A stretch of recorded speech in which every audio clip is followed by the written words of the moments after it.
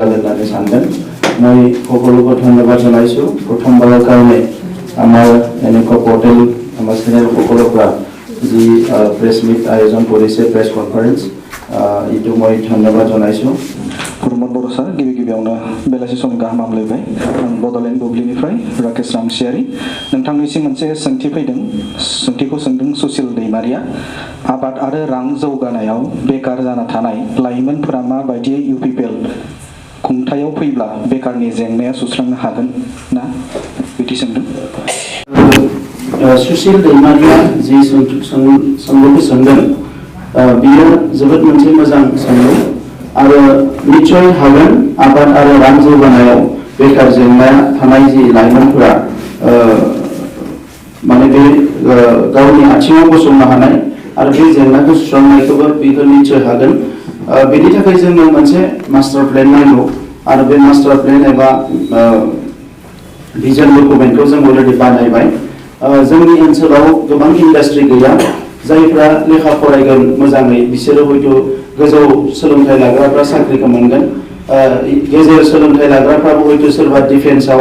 एबा सोरबा बायदिसिना बिथिङाव बिसोरो साख्रि बाख्रि मोनगोन नाथाय जायफ्रा साख्रि बाख्रि मोना बिसोरनि अनजिमाया बारा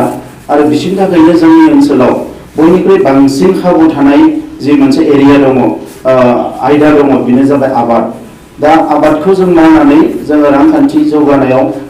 गोबां बिहोमा होनो हागोन दिनै जोंनियाव फुड प्रसेसिं इन्डास्ट्रिया जोबोद गोजौआव थांबाय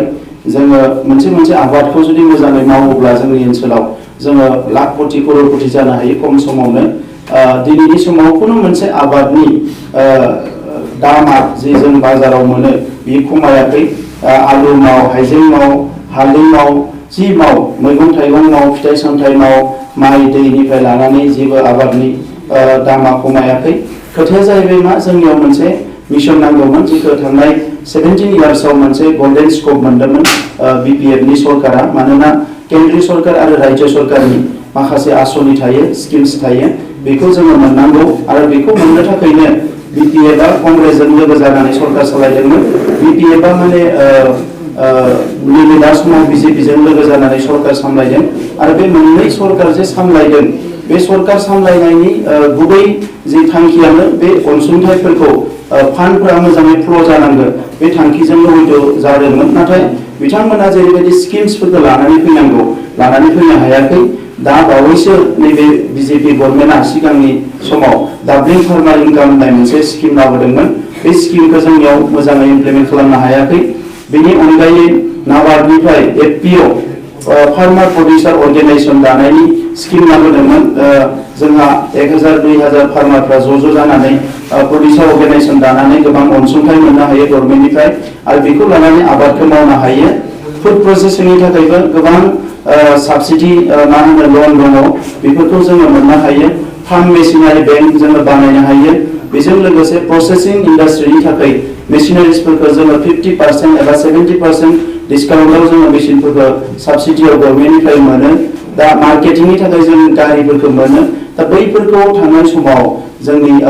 मा होनो बिटिसि गभर्नमेन्टआ बेखौ मावाखिसै दासिमबो जोंनि ओनसोलनि सयेल टेस्टखौनो खालामजोबाखै जोंनि हाया बेसेबां एसिडिक जोंनि हाया बेसेबां बेसिक बेफोरखौ पिएचआ बेसेबां थायो दाबो खालामजोबाखै दा बेनिखायनो बिथांमोना जेबो मावनो हायाखिसै जोङो ना फिसिनो हायो जोङो नाथुर फिसिनो हायो आजिखालि गोदान माने आदब खायदाजों साइन्टिफिक वेजों जोङो मैगं थाइगंखौ गायनो हायो दा बैफोरखौ जों नायजोबनानै बोसोरसेयाव 1 लाख बोसोरबायाव 5 लाख सुबुंखौ जोङो एंगेजमेन्ट होनायनि खोथाखौ बुंदों आरो बेनि थाखाय जोङो गासैखौबो बबेयाव बेसे रोजा एंगेज खालामगोन बेखौ जों थिग खालामजोबखाबाय आरो जोङो मोनसे पलिसि अलरेडि डिक्लेयार खालामनो सानदों बेनो जाबाय 1 VCDC 1 प्रडाक्ट 1 भिलेज 1 प्रडाक्टखौ मानसिफ्रा बुङो नाथाय 1 भिलेज 1 प्रडाक्ट बा मार्केटिंआव जोंहा एसेबां गोरलै जाया ओंखायनो 1 VCDC 1 प्रडाक्ट मोनसे VCDCआव 20टा गामि थायोब्ला 20टा गामिया दाउदै बरनगोन आरो दाउदैखौ मार्केट खालामगोन दाउ बरनगोन मोनसे VCDCआ दाउखौ मार्केट खालामगोन मोनसे VCDCआ माइ जोलै बरनगोन बेखौ मार्केट खालामगोन मोनसे VCDCआ मैगं गायगोन आलु बेखौ मार्केट खालामगोन मोनसे VCDCआ औवा गायगोन दा बेबायदि 1 माने VCDC 1 प्रडाक्ट बेखौ जों खालामगोन आरो बेवहायनो लाख लाख जोंनि लाइमोनफ्रा एंगेज जागोन। कुइसना फैदों मा जे मार्केटिंआ मा जागोन, ओंखायनो जों सरकारि भाबैनो बिटिआरआव directly production processing and marketing बेवहाय जोङो फुल्लि सापर्ट खालामगोन। दा अब्ला गासैबो लाइमोनफ्रा बेवहाय एंगेज जानो हागोन आबादाव आरो जोंनि रांखान्थिया जोबोद गोख्रों जागोन बेखौ आङो फोथायो। थैंक यू सर। बड'लेण्ड बुब्लि। कामाख्या मोसाहारि बिथाङा सोंदों बिटिआर सुक्तियानो फाइनाल एन्ड कम्प्रिहेन्सिभ जाबायब्ला इयुनाव जुदि सुक्तिनि गासिबो दफाफोरा आसाम भारत सरकारजों मावफुंना होजाजोबाब्ला दफाफोरखौ मोगथाङाव महर होफिननो मा राहा लागोन? सरकारनि थाखाय मोनफ्रोमबो गोरोबथायानो फाइनाल गोरोबथा, नाथाय बे जेंनाखौ बे गोरोबथाया बेसेबां सुफुंगोन बेजोंसो इयुनाव माने जायो। दा बेखौ बिथांमोना बेबायदिनो लिरो। दा जियानो जा जोंनि थाखाय जों लुबैदों कि जोंनि हारिनि जेंनाया जोबनांगौ आरो बेवहाय जिफोर दफाफ्रा दायो सुफुंजानांगौ बेखौ गभर्नमेन्टनि मोनसे कमिटमेन्ट हिसाबै सुफुंनो थाखाय जों नारसिनगासिनो दङ। जोङो जिरायनानै थायाखै। एकर्ड खालामखांनायनि उनाव कर'ना भाइरास फैबाय। कर'ना भाइरासनि समावबो जों थांनानै भारत सरकारनि अफिसारफोरखौ लोगो हमदों, हम मिनिस्टारखौ लोगो हमदों, आसामनि चिफ मिनिस्टार आसामनि अफिसारफोरखौ खनले खनले लोगो हमदों आरो बे हिसाबैनो जोंहा मोननै मोनथामसो क्ल'ज अलरेडि इमप्लिमेन्ट जाबाय आरो बाखिखिनि क्ल'जआ इलेक्सन कड अफ कन्डाक्टजोंबो एसे रिलेटेड एबा जोंनि जायगायाव इलेक्सननि मोनसे थासारि फैगासिनो दङ बेजोंबो एसे सोमोन्दो लानानै गभर्नमेन्टआ इमप्लिमेन्ट खालामथ'वाखै। आंहा फोथायनाय दङ बियो फुल्लि इमप्लिमेन्ट जागोन आरो इमप्लिमेन्ट जायाबा जों जायफोर गोरोबथा खालामनायाव सागान होग्रा आरो जोंनि रायजो राजा जोङो बेखौ जोंनि लामाखौ जों लागोन आरो जों बेखौ नारसिगोन। आरो दिनैनि समाव आङो